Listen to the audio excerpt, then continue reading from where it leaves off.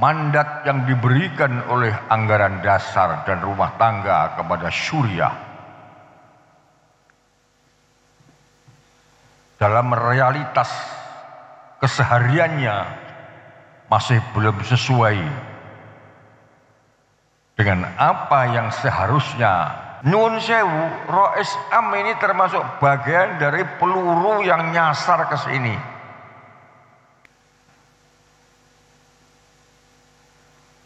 Tantangan kita semuanya. Ini tanggung jawab para rois-rois.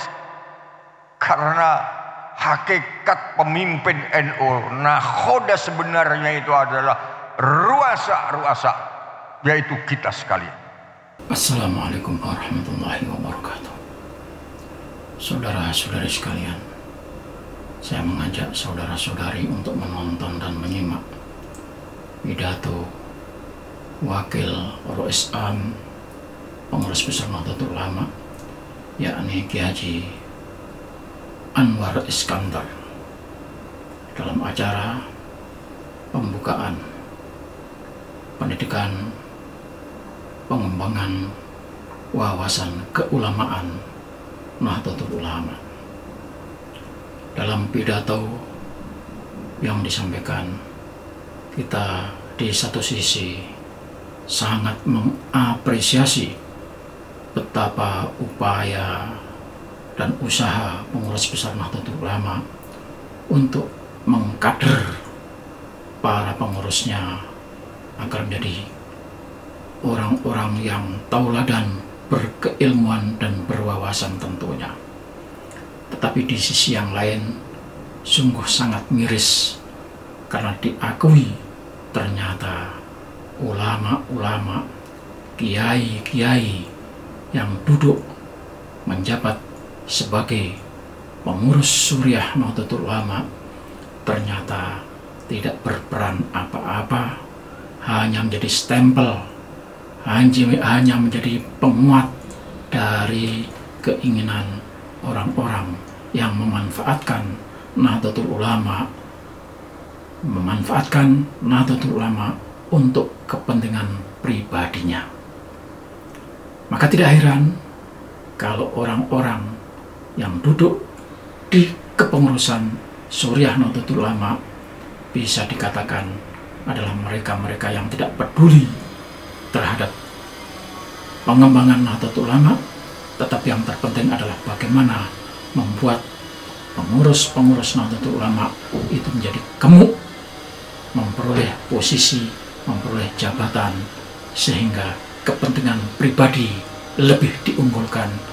Tidak peduli Nahdlatul Ulamanya, tidak peduli warganya, sehingga yang penting adalah bisa menjilat ke atas, tetapi menyengsarakan dan menzalimi warga Nahdlatul Ulama yang ada di bawah. Kemudian diakui pula oleh pengurusnya, ketua Tanfidiahnya juga demikian, bahwa orang-orang yang duduk dalam eksekutif Tanfidiah adalah orang-orang yang punya kepentingan untuk memperoleh keuntungan pribadi tanpa memikirkan Nahdlatul Ulama. Mari saudara-saudara sekalian, kita lihat sungguh sangat miris apa yang disampaikan oleh Wakil Rois Am Suriah Nahdlatul Ulama, yakni Kiai Haji Anwar Iskandar. Ini adalah bukti orang-orang Suriah, orang-orang yang duduk di pengurus Suriah benar-benar tidak punya kapasitas dan tidak punya kemampuan untuk mengelola, karena di NU Suriah adalah penguasa yang tidak bisa diganggu-gugat.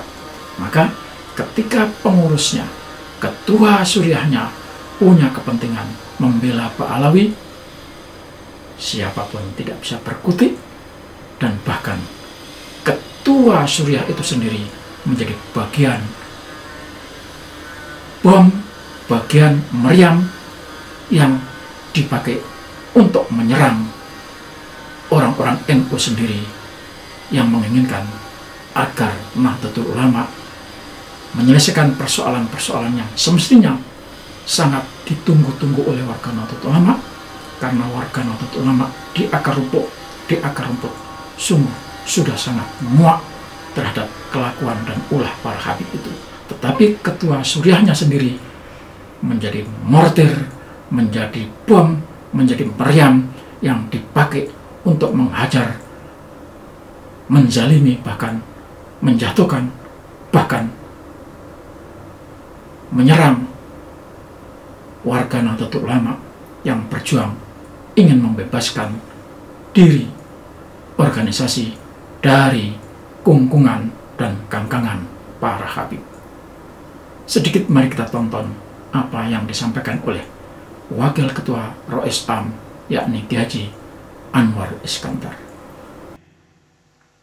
Kita juga mendengar pidato dari Ketua Umum yang memberikan satu gambaran kepada kita bagaimana setelah Rois Akbar Kiai Hasyim Asy'ari kemudian berkembang sampai sekarang, maka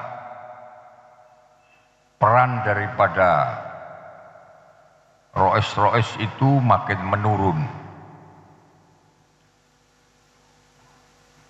Tidak sekuat ketika NU ini dipegang sebagai Rois Akbarnya adalah Kiai Hasyim Asy'ari. Bahkan Gus Yahya juga memberikan satu penjelasan kepada kita, Rois yang oleh anggaran dasar dan anggaran rumah tangga itu diberi mandat sebagai pemegang amanat tertinggi dari Nahdlatul Ulama, itu kata Gus Yahya seakan-akan hanya sebagai stempel saja, saking lemahnya. Jadi tadi saya mendengar pidatonya Gus Yahya tadi, mak jelep.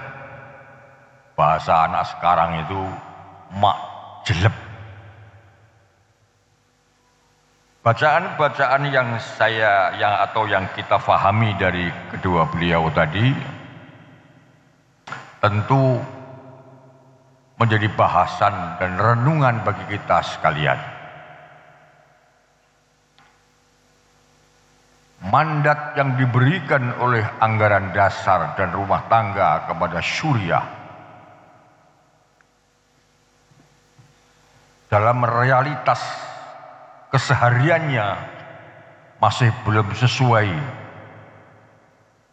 dengan apa yang seharusnya kita lakukan di dalam memimpin Nahdlatul Ulama ini. Oleh karena itu, PPWK, pendidikan pengembangan wawasan keulamaan, adalah menjadi jawaban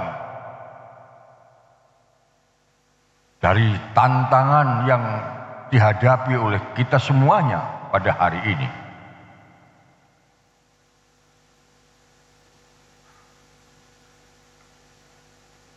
PPWK yang meliputi berbagai pemahaman-pemahaman terhadap geokehidupan yang tentu muaranya adalah pada wawasan keagamaan, sebab memang NU ini organisasi agama, maka yang paling pokok wawasan yang mesti difahami adalah pemahaman tentang keagamaan, yaitu memahami tentang bagaimana manhaj istimbatul hukum, bagaimana memahami tentang usul fiqh, sesuatu yang sangat niscaya tanpa mengesampingkan pemahaman-pemahaman yang lain yang mesti dipahami oleh kita sekalian. Kenapa? Karena mandat anggaran dasar dan anggaran rumah tangga diberikan sedemikian besar kepada para rois-rois di dalam Nahdlatul Ulama ini. Nah, dari sekian banyak tantangan itu, kalau boleh saya bicara secara real di tengah-tengah kehidupan masyarakat kita, memang secara jumlah, secara kuantitas, seperti yang dikatakan Prof. Nuh tadi, NU menjadi nomor 1 di Indonesia ini. 59% itu bukan main. Dibanding dengan Muhammadiyah yang hanya 5% dalam hal kuantitas. Kita juga mendengar bagaimana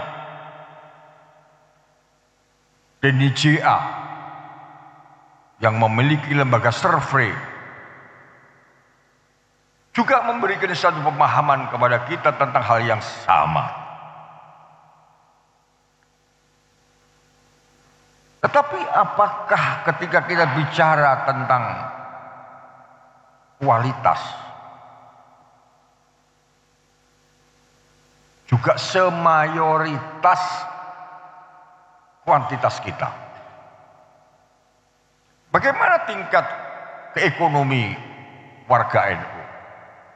Bagaimana tingkat kesehatan warga NU? Bagaimana tingkat keilmuan warga NU? Bahkan yang paling menyedihkan hari-hari ini, yang menghiasi berbagai sosial media, yang saling berantem karena berbagai kepentingan dan latar belakang, adalah orang NU. Disulut persoalan kecil aja, disulut perkara kecil aja, sesuatu yang nggak ada hubungannya dengan urusan-urusan syariat, udah membara, hantam sana, hantam sini. Mungkin dulu yang tua-tua masih tahu, kalau dulu kita itu hantam-hantaman sama PKI. Zaman dulu itu hantam-hantaman sama PKI. Kemudian juga hantam-hantaman juga sesama Muslim, tapi bukan sesama NU. Tapi kalau sekarang sesama NU, hantam-hantaman. Nyuwun sewu, Rois Am ini termasuk bagian dari peluru yang nyasar ke sini. Inilah namanya perang netizen, perang digital. Jadi perang dunia ketiga itu sudah terjadi hari ini, terutama perang melalui dunia sosial media.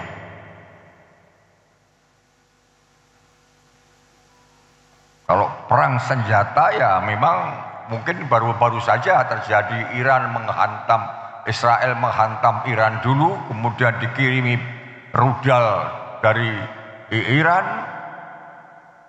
Kemarin lusa Israel ngirim bom ke Syria.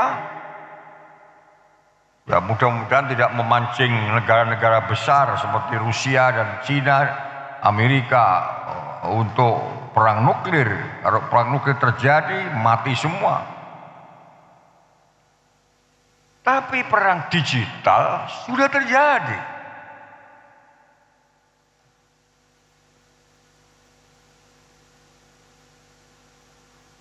Jujur bapak-bapak kiai yang saya muliakan,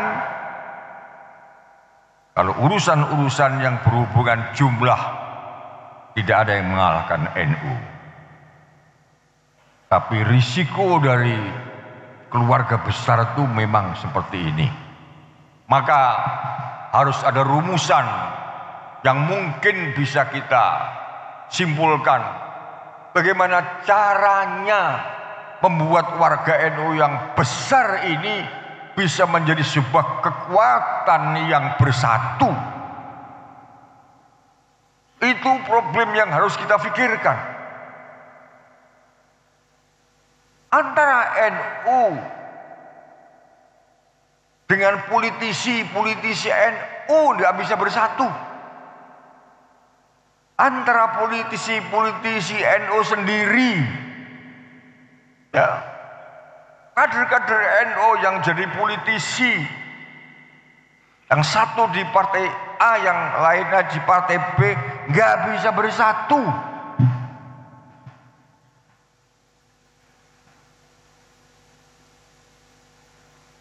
Tantangan kita semuanya. Ini tanggung jawab para rois-rois, karena hakikat pemimpin NU, nakhoda sebenarnya itu adalah ruasa, yaitu kita sekalian.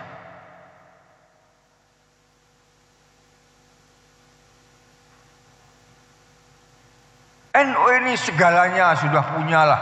Mau model apa saja kita punya, mulai yang paling atas sampai paling bawah. NU kita punya. Mulai dari yang namanya menteri kita punya, sampai mungkin mudin di desa-desa kita punya semuanya. Segala macam kegiatan kultural kita punya. Tapi untuk bersatu masih jadi persoalan. Dan untuk itu kita tidak boleh menyerah. Ada pekerjaan rumah terberat bagi para kiai dan bagi ruasa-ruasa. Bagaimana supaya NU yang besar ini benar-benar besar secara realitas. Oleh karena itu dibutuhkan satu sistem yang munadzamah, sistem organisasi yang tertib, yang taat asas, yang koheren, yang tidak jalan sendiri-sendiri,